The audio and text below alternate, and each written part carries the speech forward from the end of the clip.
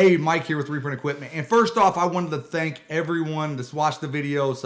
I've been reached out to by, probably 500 or 600 people. Yet I only have 300 subscribers. So do me a favor, please like and subscribe. I love chatting with you. You can call me on the phone. You can send me an email. You can contact us through our website. Whatever you need to do, I'm always glad to help someone. But as I've talked to people regarding my videos, the DX4, there was still a little bit to be desired. And there were some advanced tips that I couldn't put out there because I was able to unclog the printhead so easily. So this one was more of a challenge.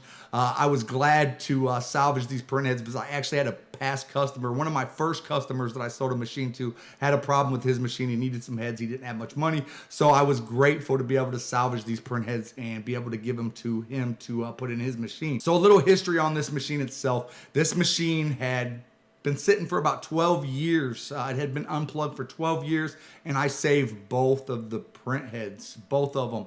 But I ran into a problem where each one of the print heads had unclogged on one channel.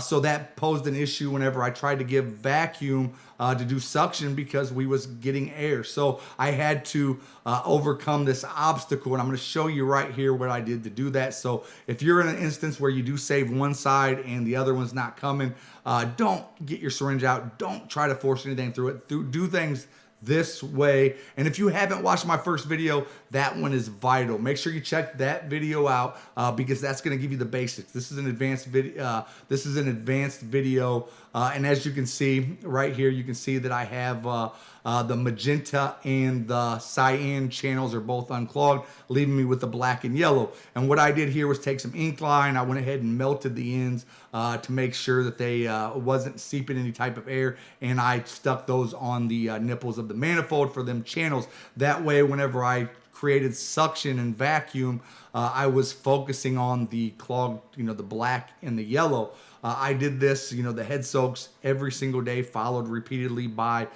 creating vacuum, crimping off the syringe like I showed you in the first video. And I was able to save the yellow pretty easily. A couple days later, it came unclogged, but I had a problem with the black that it just wasn't coming. So the first thing I wanted to do was check and make sure that the line or the needle wasn't clogged. So in order to make sure that the needle or ink wasn't clogged, I went ahead and stuffed the black ink bay full of paper towels so that I wasn't making a mess inside the machine. And I took a syringe and kind of pushed to make sure that everything was flowing properly and there was no clogs. This one, that wasn't the line after all, so I went ahead and let it soak for a little bit more. Then I went ahead and popped in a couple cleaning cartridges into the yellow and magenta. The goal of this was just to flush out the head a little bit better. I went ahead and filled a syringe full of cleaning solution and allowed this to sit, and then I repeated the process with the black and cyan head as well, and I ended up saving both of these heads. This was about I'd say I worked on this for about a week and a half.